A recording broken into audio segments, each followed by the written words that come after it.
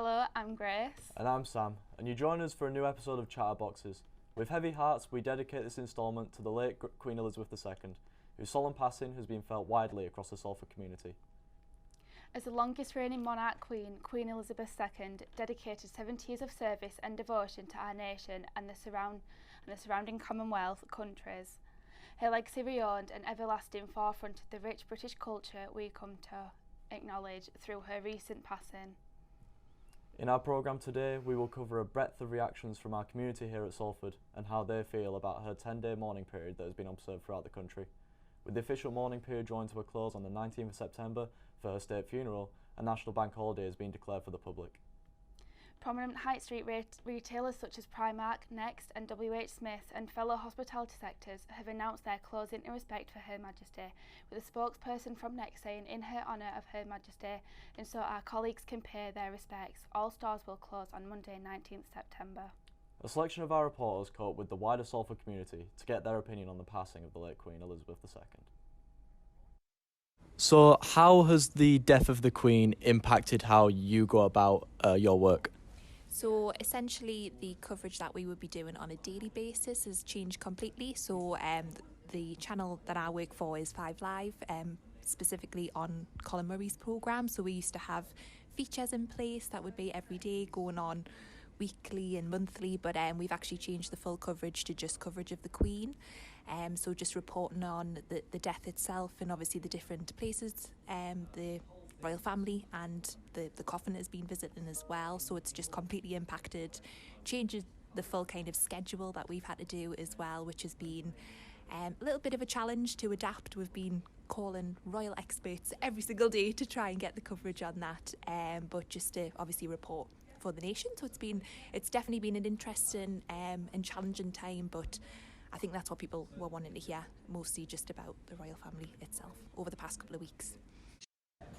So how do you think the country itself has reacted to the news, both in the media and in the public? I think in the media, the main view is a lot of people are sad about someone dying, which is pretty sad, I guess.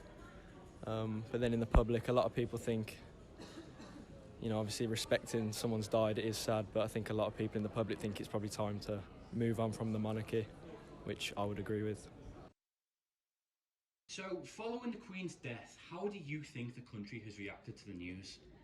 I'd like to think very respectfully, but I think with the younger audiences nowadays, such as myself, I think we may be handling it in a different way, because I see a positive and a negative side to it. I see on the negative side that they are sort of taking it humorously, which I believe is a bit obviously out of respect, but the other side I feel like is very respectful, and some of the other younger children want to sort of learn about the Queen, and I think it might be a good way to, encourage the sort of inspiration for it and just, the belief that there is, possible good in this country still.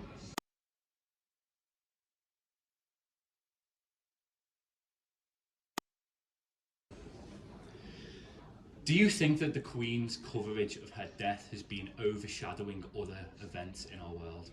I definitely think so. I wouldn't like to say that they've been more important, but I think there is more concerning matters, because I feel like there's definitely environmental problems that are happening. There's very many cases of deaths coming out that might be important, and I think as much as I respect the Queen myself, and I think the country does, I think there's also still cases going around that still need to be focused on as much as the Queen's, and if anything I would say maybe even a bit more, because I think the cases nowadays of young children, parents, just family members in general, I think that they're not really focused on enough, so I definitely think that needs to be more focused on. The passing of Queen Elizabeth II has also impacted the sports world. From your local GP to football, the world has been deeply affected by the Queen's death. Manchester United versus Leeds United being one fixture that was cancelled due to police shortages. Cristiano Ronaldo came out on social media to memorise the Queen. And most importantly, grassroots football has been stopped. You're stopping young kids playing football. It's not amazing. Formula One being one issue. Yes, we've seen many events cancelled or postponed due to the passing of the Queen. I was very lucky to attend the Monza Grand Prix at the weekend over in Italy, and when I was there I saw the 1 minute silence on Sunday, that the whole event was silent and everybody was paying their respects to the Queen. We also saw that Ted Kravitz, a Sky Sports F1 presenter, came up to us, noticed we were British and was talking to us about the Queen and how many people within the paddock were sad of her passing and were all paying her respects. They all had to wear the black bands around their arms for respect purposes, and we also had a taxi ride to the track, and even the driver was speaking to us about the Queen, so it's clearly had a huge impact around the world and especially on sporting events. Exactly, it's not just the UK that has been affected by this in this time of grieving. The whole world has been affected, sporting and everything. Back to the desk. Thanks for that, guys. That's all we have time for on today's show.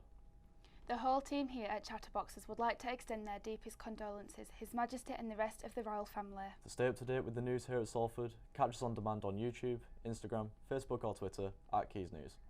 Bye for now.